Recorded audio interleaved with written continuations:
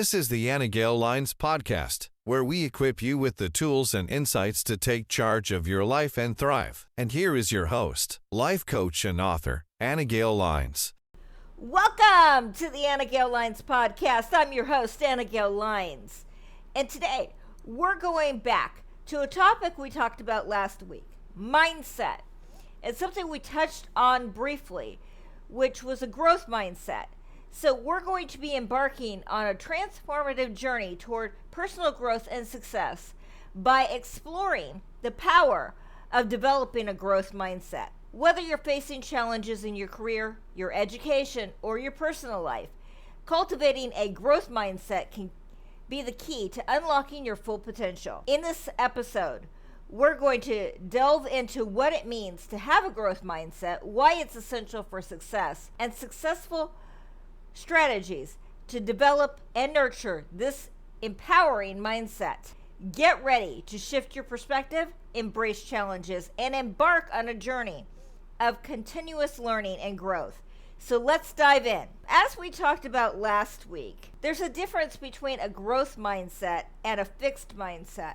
A fixed mindset means I'm no good at math, I will never be good at math, and no amount of me practicing is going to get me to be good at math because I just don't have a talent for it.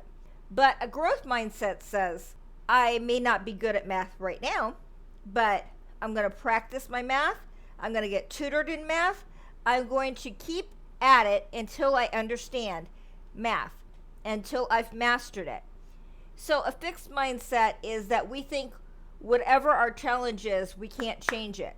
But a growth mindset means that we know that we just don't have enough information to be able to fix it at this moment, but we're going to learn.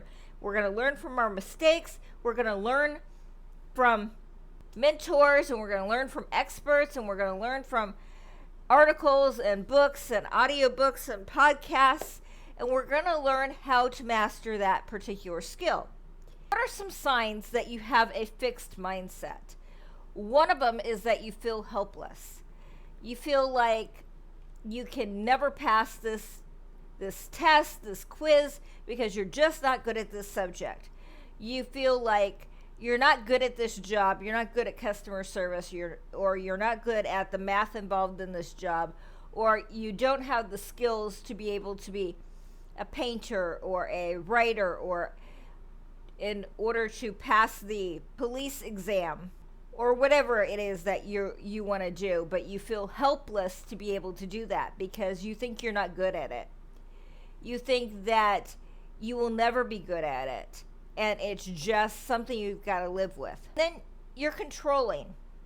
If you have a person in your life who is wanting to start a business, they're wanting to become an entrepreneur, they're wanting to quit their job and put their whole mind and effort into this business because it's their passion, you are going to be like, no, that's too risky. You shouldn't do that. I'm not going to associate with you if you do that because this is a risk I warned you about.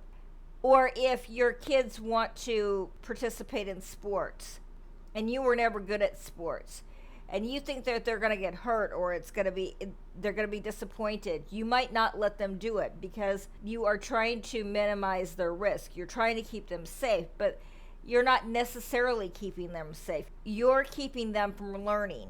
Another sign that we might have a fixed mindset is counterfactual thinking is almost impossible for you.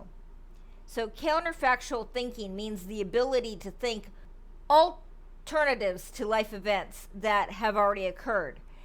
Something that is contrary to what has actually happened.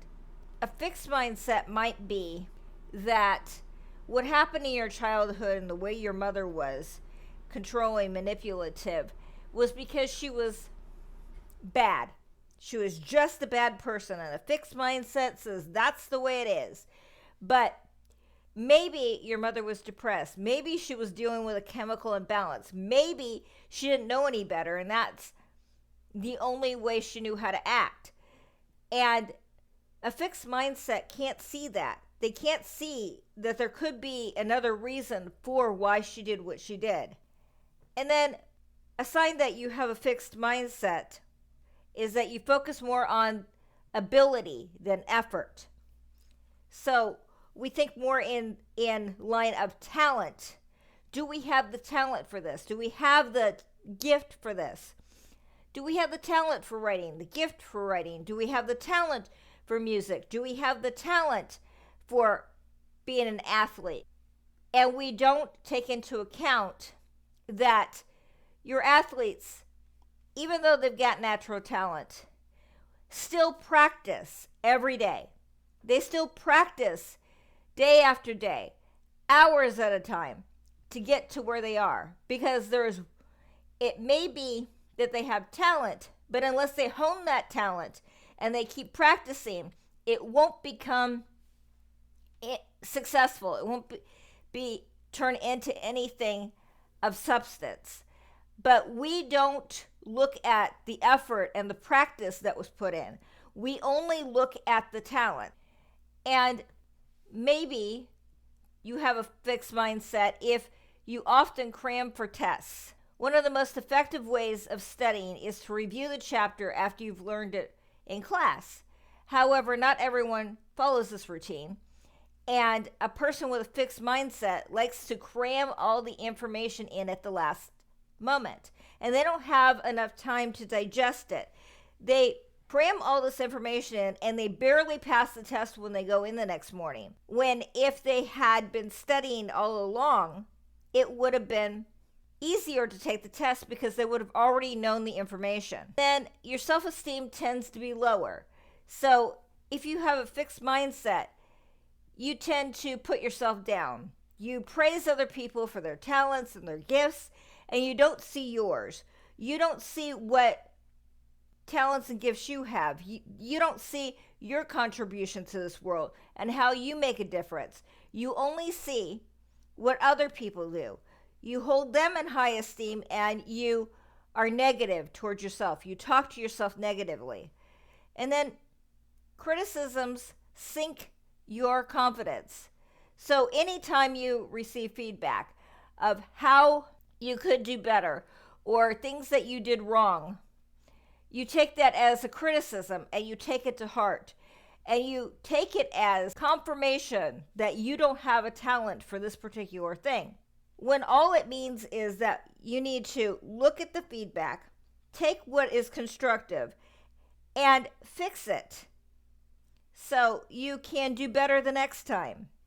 You also try to avoid failure at all costs. Anything you think you're going to fail at, you don't do it because you are afraid of failing. You're afraid of falling short. You're afraid of being embarrassed. And you tend to focus on the imperfections of yourselves and others. So instead of being able to praise people and tell them how great they are, you want to find all the negatives in them so you will feel better about yourself. You make rash decisions.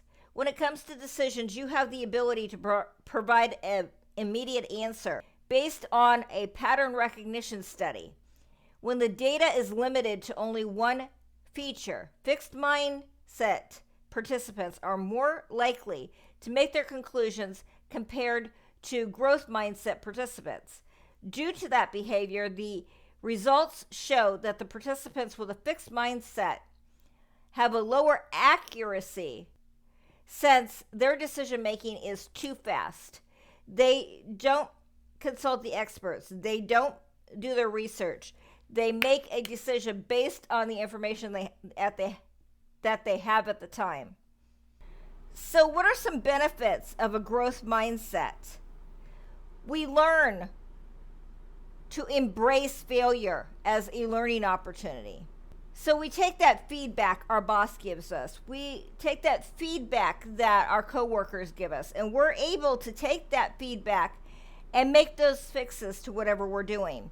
Say you're writing a novel and your beta testers tell you, hey, your characters' names are too similar. I started to get confused. Well, that's an easy fix. Your characters are using the same maneuver in every book. Can we vary it? Easy fix. But a lot of times with a fixed mindset, we will say, I don't know how to fix this. I'm no good at writing. I'm going to just stop writing this novel altogether.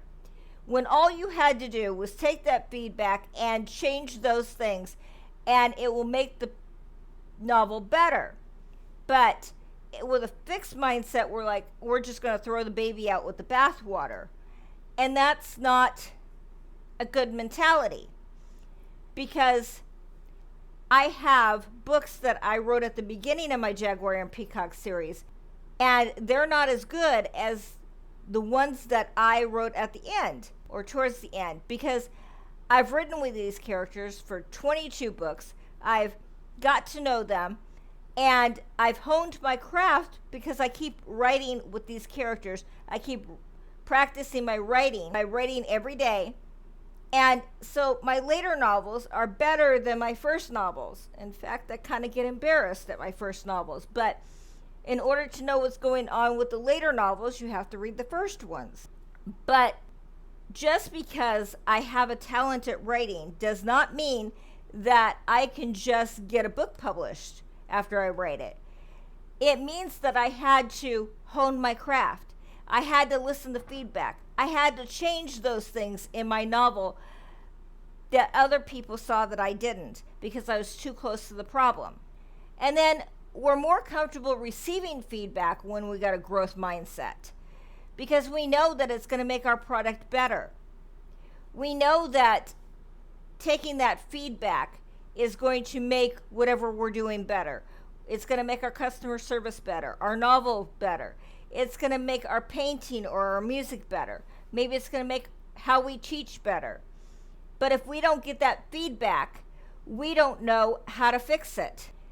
And it increases our critical skills, such as accounting or marketing or, our business skills, because we will go to experts. We're more likely to go to experts and start learning about what we don't know and how to master our weaknesses. And we also feel more positive.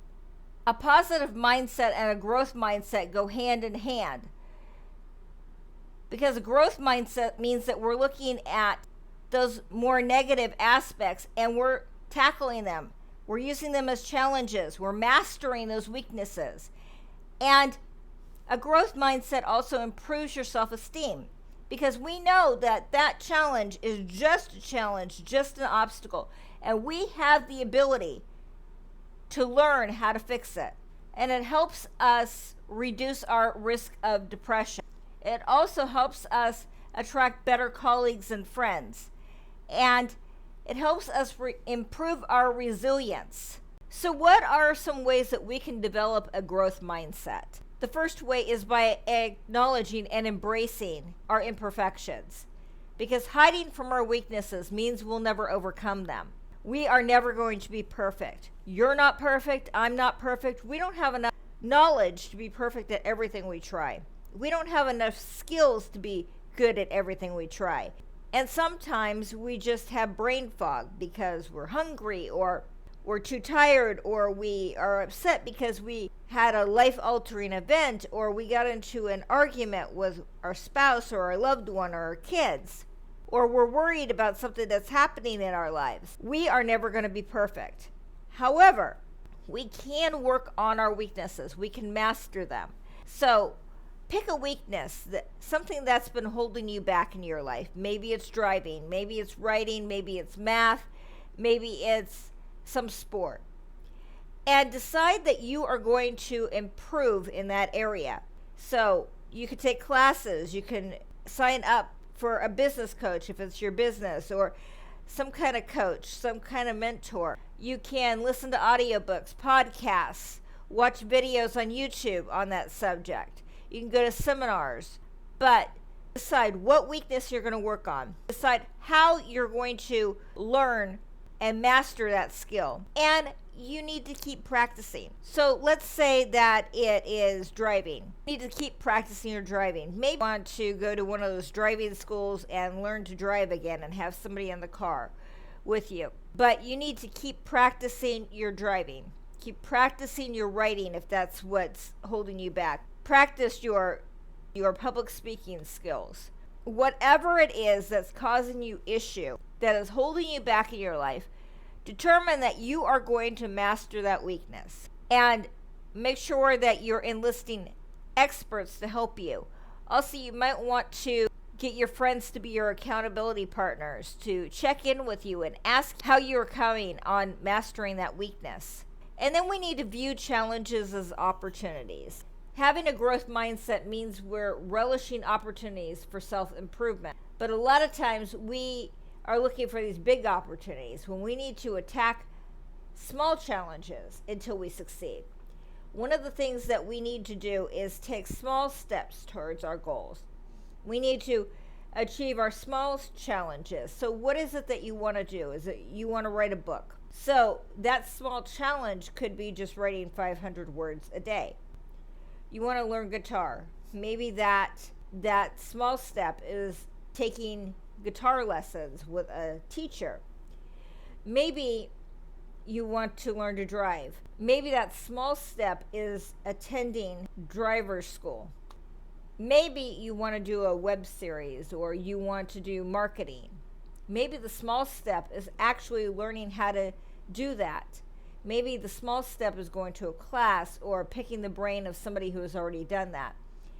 But we need to acknowledge that we are imperfect. We need to view our challenges as opportunities to grow. Because once you master that one challenge, then you'll move on to the next challenge and the next challenge. And it will be a snowball effect until all those small challenges lead up to that bigger goal. One step at a time. We go after our goals one step at a time. We achieve the one step, then we go to the next step. And then we achieve that step and we go to the next step. By this time, we've got momentum and we can see ourselves achieving that goal because we're getting closer and closer the more steps we take. And we need to try different learning tactics because there's not a one-size-fits-all model for learning. Some people are visual learners, some are audio learners, some are hands-on learners. Your mind may think differently than other people. That doesn't mean it's wrong. It doesn't mean it's right.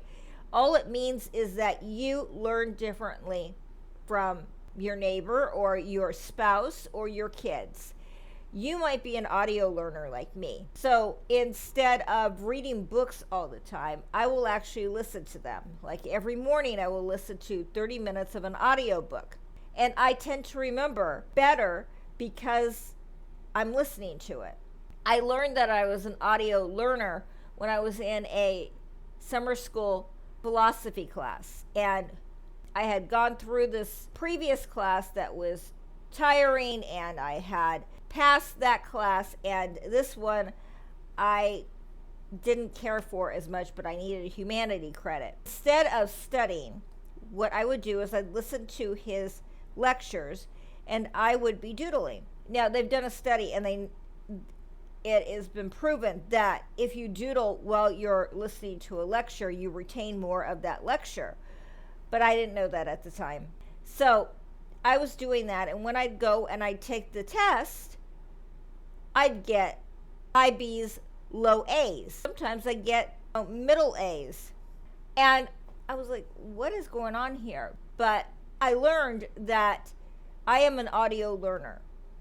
I don't retain as much when I'm looking at it. I don't retain as much when it's hands-on. I am an audio learner. We're a combination usually of different types of learning styles, but you have to learn what your learning style is and accommodate yourself on it. And we need to replace the word failing with the word learning, because too many times when we don't do things perfectly, and even after we've practiced and practiced and practiced and we're still not doing it perfectly, we see ourselves as failing. We see ourselves as failures, but we're not failures. We're works in progress. We are learning. So when we make mistakes or we fall short of a goal, we haven't failed. We're just learning. Instead of regretting a failure, study it for its strategies on how to do it better in the future. You're not a failure just because you failed. You are a work in progress, You are a person who is learning what to do the next time. And we need to stop seeking approval. When we prioritize approval over learning, we sacrifice our own potential for growth. We need to stop seeking the approval of others. What is your inner voice telling you to do? What do you feel the most peace about? Because a lot of times what other people think we should do is not what we should do. Other people think we should be doctors and lawyers and firemen and policemen. And we feel the call to be an entrepreneur. We feel the call to be a YouTube creator or something of that nature. Or we feel the call to be a clergyman or clergy person. But if we don't go with our calling and we go with what they want, then we are never going to be happy. We're never going to be happy when we seek somebody else's approval and do what they want us to do when we know that's not what's right for us in our hearts. And we need to value the process over the end result, because the journey teaches us more than the destination. So instead of looking at the end result and how are we going to get this major business, a business that makes billions of dollars and helps people all over the world, we need to see the journey, see us starting that business. We need to actually take steps towards it. We get to learn how to market and learn how to brand ourselves, learn how to do publishing or video. And we get to learn this process. But too many times we're looking at the destination and we're not looking at what we're learning along the way. We're not looking at how we've changed by going after our goals, how much we've changed on the journey. We're just looking at the fact that we're not there yet, and we're never going to be there yet. We may achieve our goals, but there's going to be more goals that we need to accomplish. So we need to value the process over the destination, over the end result. And we need to emphasize growth over speed. Learning fast isn't the same as learning well. So if it takes you longer to build that business, or it takes you longer to read a novel, or it takes you longer to learn things than other people, that's fine. The goal is to learn it. The goal is not to learn it fast. It's not to learn it at your neighbor's speed or your mother's speed or your boyfriend's speed. It's to learn it at your speed. And it will take as long as it takes for you to get that concept and to master that skill. And we need to reward actions, not traits. So we need to reward the things that we do, not our eye color, our hair color, that we're generous, that we're compassionate. We need to reward what we do. We need to reward ourselves for starting that business or going after the C-suite or risking rejection by asking a person out. We need to reward what we do and those steps that take us to our goals. And we need to utilize criticism as positive. We talked about how we need to take feedback and allow it to help us to make our product or our skills better. We need to own our attitude. So we are responsible for our own growth. We are responsible for our lives. We are 100% responsible for our lives and how we react to the things that happen to us. We cannot blame our parents. We cannot blame our spouse. We cannot blame anybody but us. We are the ones responsible for our lives. And if we don't take responsibility, nobody is going to. Nobody is going to come and save you. You need to save yourself. So if you don't like where your life is right now, what are you going to do to change it? Because you are the only one who is going to be able to change your life. If you don't like where you're working, what are you going to do about it? If you don't like your living situation, what are you going to do about it? You have to own your life. You have to take 100% responsibility. You can't wait for somebody to save you. You've got to save yourself. As we come to the end of our exploration into developing a growth mindset. Remember that your mindset is not set in stone. It's something that you can actively cultivate and nurture over time. By embracing challenges, persisting in the face of setbacks, and fostering a love for learning, you're on the path to unleashing your full potential. If you found this episode helpful, don't forget to like, share, and subscribe for more content on personal development and empowerment. Keep striving, keep growing, and keep cultivating that growth mindset. Until next time. If you would like to learn more about Anna Gale or to purchase her fiction and nonfiction books, go to AnnaGaleLines.com. That is AnnaGaleLYNES.com. Right now, you can buy 3 ebooks and get the 4th one free. There you can sign up for the newsletter to keep up to date on what is happening in the world of the Anna Gale Lines podcast and her science fiction podcast, The Space-Tastic Mysteries, where you can hear installments of her novels. To follow her on social media, it is Anna Gale Lines on Twitter, Lady Anna Gale on TikTok, Anna Gale Lines Artist on Instagram, at the Anna Gale Lines podcast on YouTube. You can join the Facebook page at Author Anna Gale. Thank you for listening and thank you for being you.